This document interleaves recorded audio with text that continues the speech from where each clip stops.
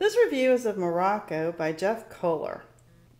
This book, I'm always on the search for Middle Eastern food, Moroccan, Turkey, Greek. I love that kind of food.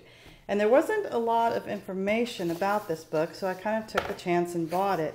And I'm really glad I did. Now, you're first of all going to notice that not every recipe has a picture, but there are a lot of pictures. And you will also notice that we have cups and we also have grams. So we have American measurements and metric measurements, which I really like because when I bake, I have become converted to weighing the ingredients to get the best results. You're going to have a lot of interesting recipes. This is butternut squash salad with cinnamon. So you have a lot of these warm Mediterranean flavors. You'll see that the recipes, the ingredients are laid out very clearly, and how to make the recipe, the directions are laid out. It gives you, this chilled cooked salad goes well with grilled meats, so it kind of, especially the spicy kofta brochettes. So it'll tell you where to look to find, things to serve the food with to make a meal.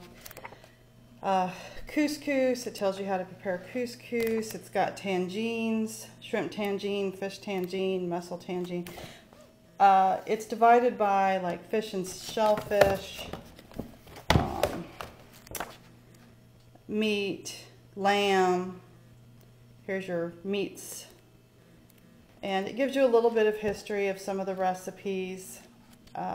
Here in the front, it gives a very interesting talk about the different regions, like the Sahara and the Deep South, beautiful, the Atlantic coast. A lot of information here, the Rift Mountains, the foods from these. It's a cook tour of the land. So the first part of the book has that, which is really interesting. Then we get into the Moroccan pantry, which is really helpful because it tells you like, what's argan oil? I don't know, but here, look, it tells me, dried apricots, dried figs, honey. Some of this may sound basic, but then, you read about how dried apricots have more acid, what it's called in Moroccan, how to make preserved lemons.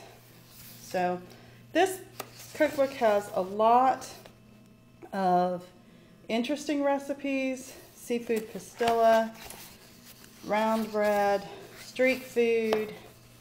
So you're going to find, and there are pictures in here. Like I said, not every recipe has a picture.